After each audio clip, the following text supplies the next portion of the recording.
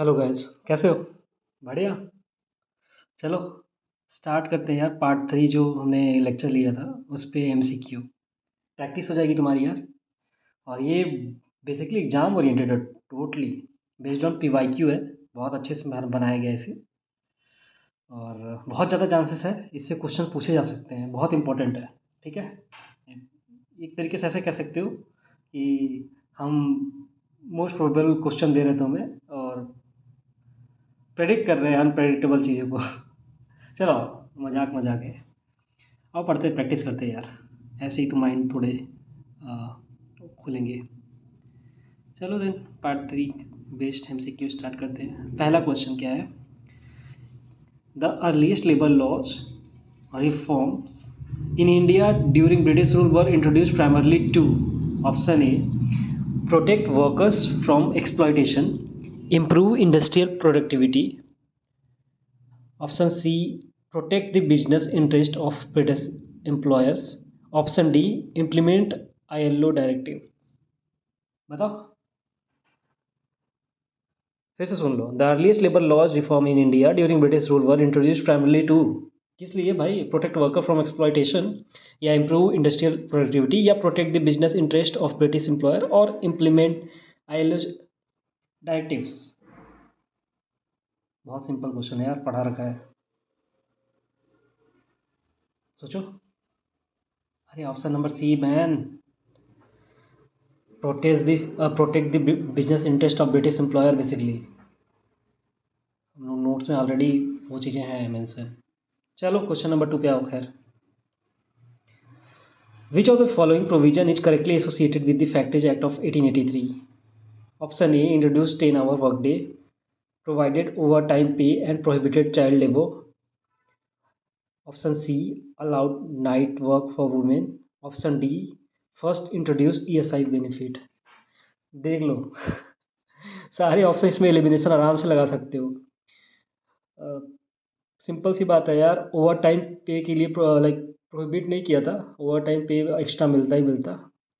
और sorry, basically मैं ये बोलना चाह रहा हूँ कि ये नाइट वर्क की बात कर रहा था, वीमेन का,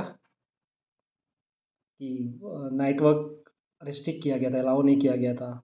और ESI के बारे में कुछ बात ही नहीं हुई थी यार वहाँ पे बेनिफिट, तो ये CD ऑप्शन तो ऐसे ही कैंसिल हो जाते हैं। देन पहला वाला ऑप्शन थोड़ा सा ट्रिकी है। गलती से ये 10 hour पढ़ के मार दिया तो गए काम से। 8 hour था, मतलब लाइन एक जैसा है बट नंबर्स चेंज कर दिए गए हैं। तो ये भी कट गया। तो बचा क्या यार? बी बचा, provided overtime pay and prohibited child labour. Over time पे और एक्स्ट्रा वर्क था ना, और चाइल्ड लेबर को प्रोहिबिट किया ही था, पता ही है। चलो क्वेश्चन नंबर 3 पे आ जाओ। Trade dispute act 1929 primarily aim to, किस लिए भाई? Trade dispute act 1929 primarily aim to what? Option A, establish labor court and tribunals. Option B, restricts strikes and lockouts and regulates employer-employee relations. Option C, provide social security compensation. Option D, abolish contract labor. बहुत आसान है यार, सोचो क्या है। आसान आसान है, देखो। अरे लेबर कोर्ट्स एंड ट्रिब्यूनल के बारे में हमने पढ़ा ही नहीं है। ऑप्शन ए ऐसे ही हटा दो। रही बात ऑप्शन डी की, अबॉलिश कॉन्ट्रैक्ट लेबर, कहाँ हमने पढ़ा है कॉन्ट्रैक्ट लेबर के बारे में ऐसा कुछ? हम लोग चाइल्ड लेबर के बारे में अबॉलिश पढ़ा था, वो फैक्ट्रीज एक्ट में ही हटा दिया था। Option C, provide social security compensation. Social security के बारे में कुछ पढ़ा है हमने? हमने पढ़ा ही नहीं। अभी तो लेबर लॉज और इंडस्ट्रियल रिलेशनशिप पढ़ रहे हैं हम, सोशल सिक्योरिटी पे तो अभी जंप ही नहीं किए। तो बचा क्या? एलिमिनेट बेटा, एलिमिनेट। आंसर लाओ। ऐसे ही निकालते एग्जाम में आंसर, आता रहे चाहे ना आता रहे, दिमाग लगाओ, आंसर लाओ। ऑप्शन बी बचा भाई, restrict strikes and lockouts and regulates employ employer relation. Trade dispute का यही है काम। और ट्रेड डिस्प्यूट यार, मतभेद की बात हो रही थी। डिस्प्यूट कब होगा? जब स्ट्राइक लॉकआउट ये सब क्यों होते हैं? डिस्प्यूट की वजह से तो होते हैं। ऐसे भी कॉमन सेंस लगा सकते हो। चलो आगे बढ़ो, होशियार हो तुम लोग वैसे भी। Question number 4, which of the following is not features of trade dispute act 1929? कौन सा नहीं है बताओ? Option A, no formal dispute resolution mechanism. Option B, restricted strikes. Option C, provided conciliation and adjudication, option D regulated lockouts. देखो, हमने जब trade dispute act पढ़ रहे थे 1929, तो उसमें हमने ये सारी चीज़ें पढ़ रखा था, ये सब जो भी टर्म्स कीवर्ड्स है, रेस्ट्रिक्टेड स्ट्राइक, रेगुलेटेड लॉकआउट्स एक साथ पढ़ा था हमने। तो B option, C option, B और डी ऑप्शन तो होगा ही होगा। और आप हमसे पूछा कि क्या नहीं है ट्रेड डिस्प्यूट एक्ट में, not is the feature of, तो बी डी तो होगा ही होगा। बचा सी, प्रोवाइडेड कंसोलेशन एंड एडजुडिकेशन, ये था? नहीं था यार, यही तो बाद में आया था 1947 में, याद करो। जो मतलब बोलते थे कि लाइक डिस्प्यूट रिजोल्यूशन मैकेनिज्म नहीं था। और देखो ऊपर ऑप्शन ए में भी लिखा है no formal dispute resolution mechanism, तो ये भी था फीचर ट्रेड डिस्प्यूट एक्ट 1929 का। लेकिन ये ला दिया गया डिस्प्यूट रिजोल्यूशन मैकेनिज्म कब? 1947 में। ठीक है, अब क्वेश्चन नंबर 5 पे। The industrial dispute act 1947 was enacted mainly because, Industrial Dispute Act 1947 was enacted mainly because what? Option A, the 1929 Act did not adequately cover industrial safety. Option B, the 1929 Act lacked a structured dispute resolution mechanism. Option C, worker demanded minimum wages. Option D, government wanted to support trade unionism. फिर से पढ़ लो भाई, clarity बढ़ेगी, तुम्हें question पढ़ लो वापस। The Industrial Dispute Act 1947 was enacted mainly because of, option A, the 1929 Act did not adequately cover the industrial safety. The option B, the 1929 Act lacked the structured dispute resolution mechanism. Option C, worker demanded minimum wages. Option D, government wanted to support the trade unionism. वैसे हमने पढ़ाया नहीं है, फिर भी common sense लगाओ। अरे मतलब मेरे लेक्चर से भी निकल जाएगा आंसर, ऐसा नहीं है। Answer will be B, man. The 1929 Act lacked the structured dispute resolution mechanism. अरे उसमें कहाँ था डिस्प्यूट रेजोल्यूशन मैकेनिज्म? नहीं था। स्ट्रक्चर्ड कहाँ था स्ट्रक्चर्ड डिस्प्यूट रेजोल्यूशन मैकेनिज्म? ठीक है, हमें तो यही ऑप्शन चेंज करना था। बाकी बाकी जो ऑप्शन है सी, वर्कर डिमांडेड मिनिमम वेजेज, ये सब तो मतलब बिल्कुल एकदम रैंडम ऑप्शन डाल दिया है। जस्ट हमें काम का एक मिल गया, ख़त्म करो, आगे बढ़ो, टाइम वेस्ट नहीं करना है, आगे बढ़ो। चलो question number 6, which among the following is still considered a core labour law in India? अरे ये तो डायरेक्ट आंसर है, सोचो सोचो सोचो। अरे यार, इंडिपेंडेंस के बाद आया था, तभी तो हम लोग बोलते थे कि अभी भी चल रहा है, वो पुरानी वाले लॉज बंद हो गए हैं और ये रिप्लेस कर दिया था 1929 के एक्ट को। तो 1929 वाला एक्ट जो है trade dispute act, option A तो होगा ही नहीं होगा। फैक्ट्रीज एक्ट जो ब्रिटिश अपने इकोनॉमिक इंटरेस्ट के लिए आए थे 1883 में, ये भी नहीं होगा। वो बच्चा ऑप्शन सी एंड डी, इसी में से तुमको चूज करना है, तो क्या होगा बताओ? सॉरी, अरे यार, रिप्लेस किया तो कोई एक्ट ही लाएगा ना, डी तो यहाँ पे होगा ही नहीं होगा, नहीं होगा भाई। डी, ट्रिपरटाइट इस कॉन्फ्रेंस एग्रीमेंट, हम एक्ट रिप्लेस किया तो एक्ट ही लाएंगे ना उसकी जगह, तो इंडस्ट्रियल डिस्प्यूट एक्ट 1947 यही आंसर है। आगे बढ़ो। अरे यार मैं इतना डीप में इसलिए चीज़ें बोल रहा हूँ, बार बार रिपीट कर रहा हूँ ताकि तुम्हें याद हो जाए। और ऐसे भी लोग होते हैं यार, मतलब जिनको पहली बार में चीज़ें समझ नहीं आती, और मैं चाहता हूँ सारे लोग अच्छे से समझ पाए। जिसको बिल्कुल ही एकदम नहीं समझ में आता उसको भी समझाने की कोशिश कर रहा हूँ, इजीली चीज़ें याद हो जाए, इसलिए मैं बार बार पढ़ रहा हूँ, स्ट्रेस दे रहा हूँ। और यहीं से यार सिलेक्शंस होते हैं यार, तुम पूरा 100% थोड़े ना तुम्हें करना है, जो इजी इजी क्वेश्चंस हैं उसे टारगेट करो। चलो क्वेश्चन नंबर 7 पे आते हैं। Which reforms was introduced in 1947 tripartite conference? कौन से रिफॉर्म इंट्रोड्यूस हुए थे? अपॉइंटमेंट ऑफ, पहला option appointment of labour courts, दूसरा option B fair wages and decent working condition, option C introduction of social security system, option D limitation of weekly working hours. इसमें तो common sense लगा सकते हो, लगाओ लगाओ लगाओ।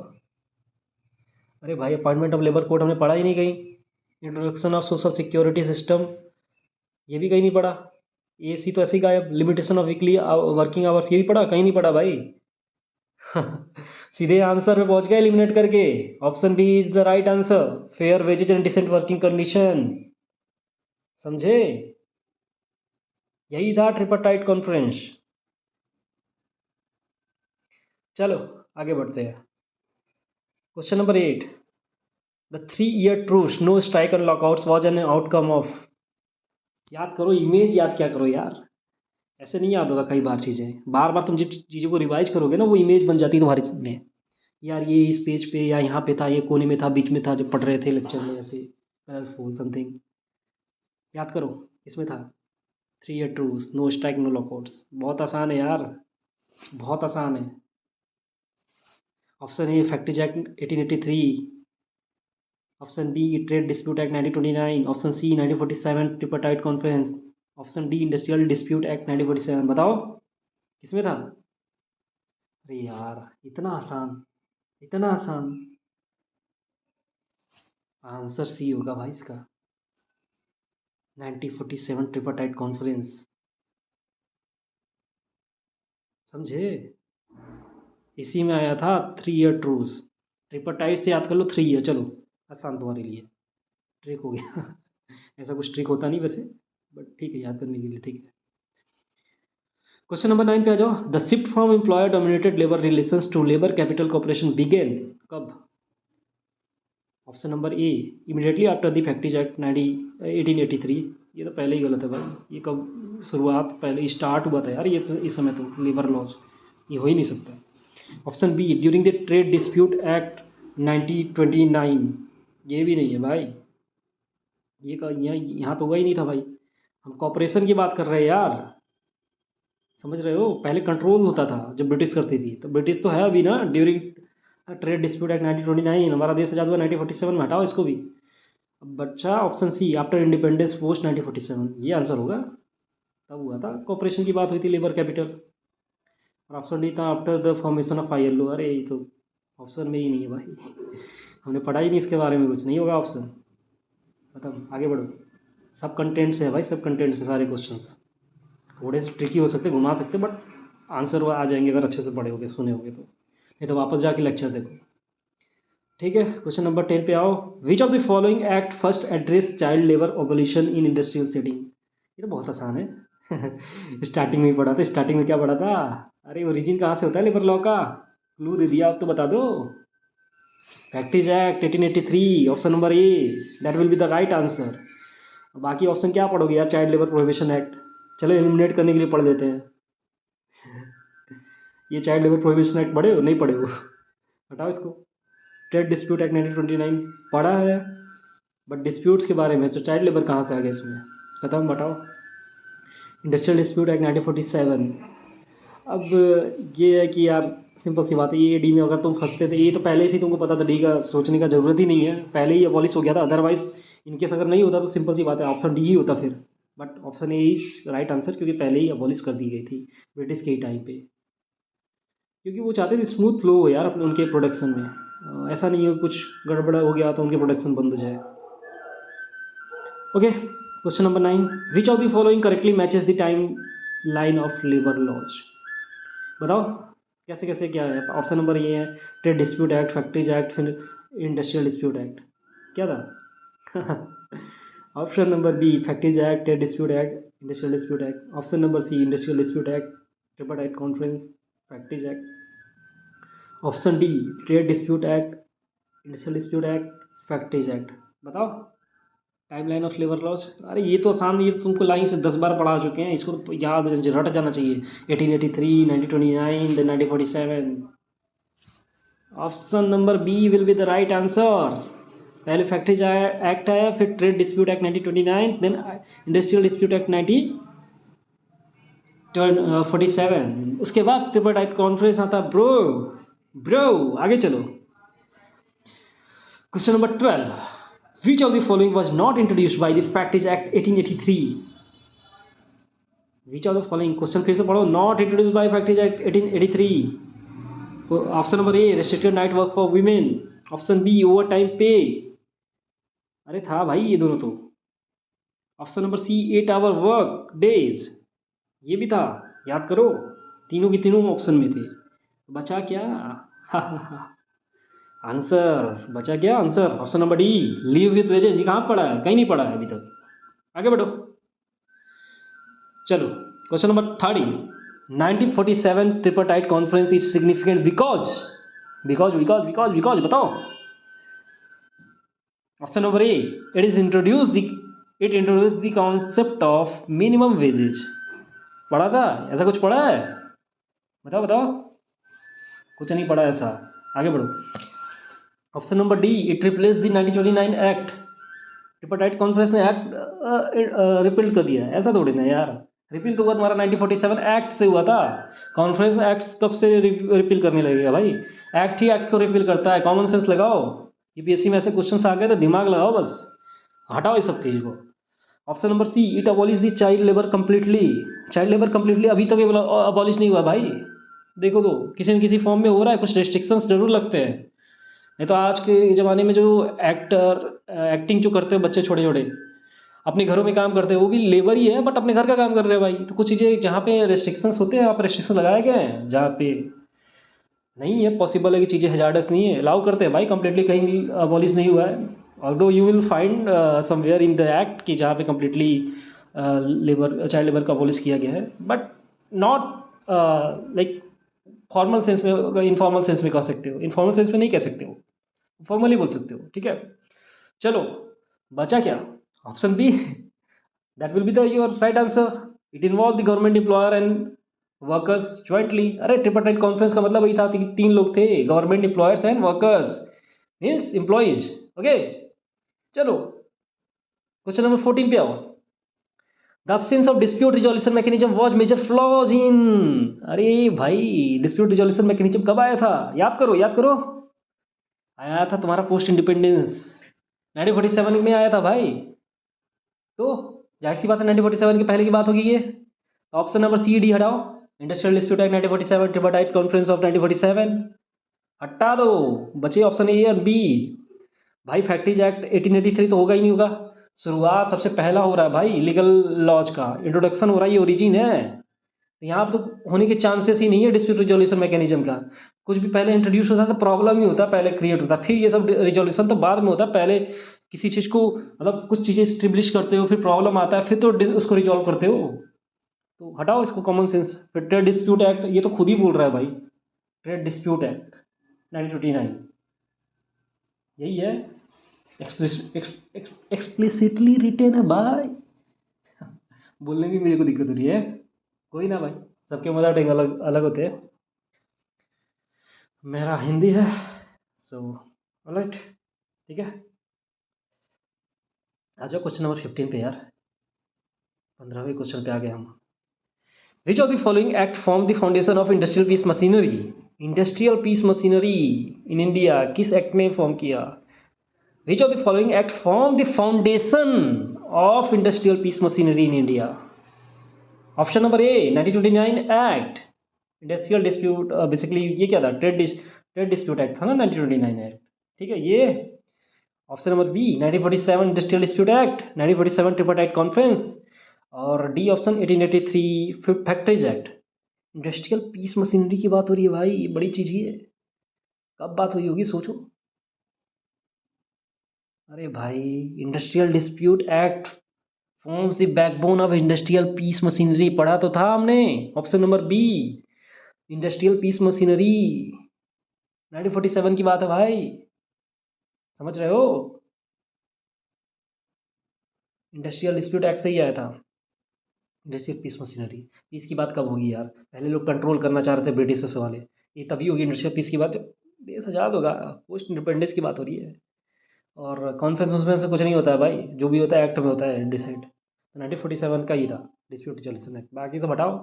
फैक्ट्रीज एक्ट ये तो एकदम शुरुआत है, 1929 एक्ट ये भी ब्रिटिश के टाइम था, हटाओ। ट्रिपरटाइट कॉन्फ्रेंस ये तो कॉन्फ्रेंस एक्ट है ही नहीं। अब 16 नंबर क्वेश्चन पे आता है, British introduce the labour laws mainly to. ये तो बहुत बहुत बहुत सबसे सबसे इजी वाला क्वेश्चन है। अब इसको नहीं पकड़ोगे तो फिर तो भूल जाओ भाई। इसको इसको तो तुमको सॉल्व करना आना चाहिए। अगर ये नहीं आ रहा तो फिर भाई तुम्हारा मतलब क्या बोलूँ, बोलना अच्छा नहीं लगता, मैं डिस्करेज नहीं करना चाहता, but still you can work on. कोई भी सीख के नहीं आता बचपन से। चलो, British introduce the labour laws mainly to बताओ, promote the Indian trade unions, improve productivity of Indian labor for export industry, prevent Indian industry from competing with British industry, protect British owned factories from economic losses। कौन सा option सही है? अरे common sense तो लगा ले बेटा भाई, वो अपने लिए लाए थे। Option number D will be the right answer. Protect British owned factories from economic losses, वो अपने इकोनॉमिक इंटरेस्ट के लिए लाए थे फैक्ट्रीज एक्ट। लेबर लॉज इसीलिए इंट्रोड्यूस किया गया था। अब तुम ये ऑप्शन पढ़ो ऊपर के, प्रमोट इंडियन ट्रेड यूनियंस, काहे को लाएंगे भाई ब्रिटिशर्स इंडियन ट्रेड यूनियन को प्रमोट करने के लिए? अपने फायदे के लिए कर रहे थे वो, इंपीरियलिस्ट था ना भाई ब्रिटिशर्स। ठीक है, option B, improve in productivity of Indian labour for export industry. अरे क्यों करना है भाई, नहीं करेंगे, वो इंडियन पे ध्यान ही, उनको मतलब ही नहीं था भाई इंडियन से, वो उनको अपना बनाना था। Option number C, prevent Indian industries from competing with the British industry. अरे यार, ये सब तो कुछ ज़्यादा ही मतलब हो गया। इंडियन इंडस्ट्री इतना भी नहीं थी भाई कि मतलब इतना कंपटीशन कराना पड़े, थी एक टाइम पे थी, बट इस समय तो बिल्कुल नहीं, इस समय बर्बाद हो चुकी थी इंडस्ट्री पूरा, कहाँ से मतलब रोकेंगे वो। लेकिन स्टिल थोड़ा मोड़ा तो हेल्प किया हुई होगा, चलो कोई बात नहीं, हम लोग ब्रॉड व्यू पे जाते हैं बेसिकली, छोटी मोटी चीज़ नहीं देखते हैं। क्वेश्चन नंबर 7 पे आते हैं, restrictive strike lockouts was an early attempt at what? Option A collective bargaining, option B controlling labour militancy, option C ensuring high wages, option D promoting profit sharing. अरे यार, ये सब तो ऑप्शन जैसे लग रहे हैं कि सारे गलत ही है, बताओ। अरे ये कॉमन सेंस लगाओ, high wages, ensuring high wages, ये सब हम कहाँ पढ़े थे, कहीं नहीं पढ़े थे ये सब चीज़ें। हाई वेजेस मतलब स्पेसिफिक कहाँ बात किया था, प्रमोटिंग प्रॉफिट शेयरिंग कहाँ बात किया था ऐसा? बचा option A and B, A और बी में से क्या ऑप्शन होगा? ऑप्शन बी होगा, कंट्रोलिंग लेबर मिलिटेंसी। इसीलिए तो बोलते हैं कि रेस्ट्रिक्टेड स्ट्राइक और lockouts was early attempt to controlling labour militancy. Bargaining की बात तो चलो, मतलब ऑप्शन में तुम्हें कन्फ्यूजन हो सकता है, बट आपने पढ़ा होगा अच्छे से ना, तो ये याद होगा, लेबर मिलिटेंसी को रोकने के लिए किया गया था बेसिकली। कहने को है वो ब्रिटिशर्स के टाइम से था। ठीक है, question number 18, which legislation formally institutionalised conciliation, arbitration and adjudication? बताओ, कॉन्सिलिएशन, आर्बिट्रेशन, एडजुडिकेशन किस लेजिस्लेशन ने फॉर्मली इंस्टीट्यूशनलाइज्ड किया? Trade dispute act 1929, industrial dispute act 1947, factories act 1883, tripartite conference 1947। Which legislation, legislation की बात कर रहा है तो कॉन्फ्रेंस तो वैसे ही नहीं होगा भाई, हटाओ इसको। और रही बात कि भाई ये डिस्प्यूट रिजोल्यूशन मैकेनिज्म का पार्ट है भाई, कॉन्सिलेशन, आर्बिट्रेशन और एडजुडिकेशन, तो फैक्ट्रीज एक्ट तो वैसे ही नहीं होगा, पहला अभी इंट्रोड्यूस कर रहे हैं तो कहाँ से आ जाएगा डिस्प्यूट रिजोल्यूशन।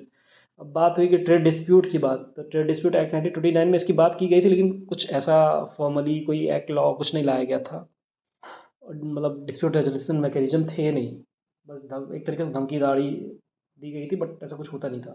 तो बी मतलब आफ्टर इंडिपेंडेंस ही आया था ये, जो बीच conciliation, arbitration, adjudication, trade dispute resolution act जो भी था मैकेनिज्म, ये आया था बाद में, मतलब सो industrial dispute act 1947 will be right answer. अब आते हैं भाई क्वेश्चन नंबर 19 पे, which event mark the beginning of structured labour capital corporation in the India? One second, अभी यार हम पिछले ही कुछ पहले मतलब लाइक 8-10 क्वेश्चन पहले ही पढ़ लिया था, लेबर कैपिटल कॉर्पोरेशन की बात इंडिया में कब हुई? भाई बहुत सिंपल है यार, पोस्ट इंडिपेंडेंस में ही हुई होगी ना, पहले तो कंट्रोल होता था, कॉर्पोरेशन। फैक्ट्रीज एक्ट तो 1883 ब्रिटिशर्स का टाइम, ट्रेड डिस्प्यूट एक्ट 1929 अभी भी ब्रिटिशर्स हैं, फॉर्मेशन ऑफ लेबर यूनियंस इसकी बात ही नहीं हुई कुछ, मतलब अलग ही है, ये तो रैंडम ऑप्शन ही एकदम, पोस्ट इंडिपेंडेंस लेबर पॉलिसी में आया था भाई।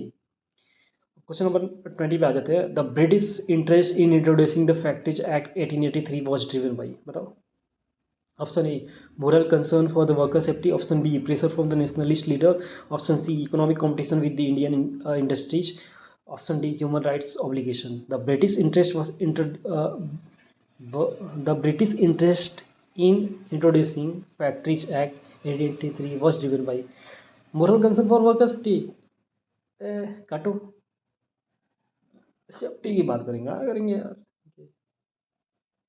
Option number B pressure from nationalist leader, हटा इसको. Option number D human rights को ऑब्लिगेशन. कुछ नहीं है भाई, इसकी बात भी नहीं की थी हमने. ये ह्यूमन राइट्स की बात करेंगे, आए थे एक्सप्लॉइट करने, और ह्यूमन राइट्स की बात करेंगे ना. सिंपल सा था, economic competition with industrial Indian industries. हाँ देखो, जो इकोनॉमिक कंपटीशन इंडियन इंडस्ट्रीज का बात था, तो भाई ये फैक्ट्रीज एक्ट से आया था 1883. और हम जब trade dispute act, industrial trade dispute 1929 था, जब उस क्वेश्चन पूछा था क्या हमारे इंडियन जो इंडस्ट्रीज है उससे कॉम्पीट करने के लिए लाया गया था, तो उसमें वो आंसर नहीं होगा, बट फैक्ट्रीज एक्ट में होगा, क्योंकि इस समय था भाई हमारा इंडस्ट्री अच्छा था. 1883 तक टाइम ठीक ठाक था. 1929 तक तो मतलब खा गए थे यार वो पूरा एकदम. ठीक है, कैसा रहा आज का वीडियो बताओ, कमेंट करो यार, ताकि हम आगे और वीडियो बनाएं. सो दोस्तों, अगर ये वीडियो आपको हेल्पफुल लगा हो, थोड़ा सा भी, कहीं से भी थोड़ा मोड़ा भी अच्छा लगा हो यार, तो please like share and subscribe जरूर कर देना.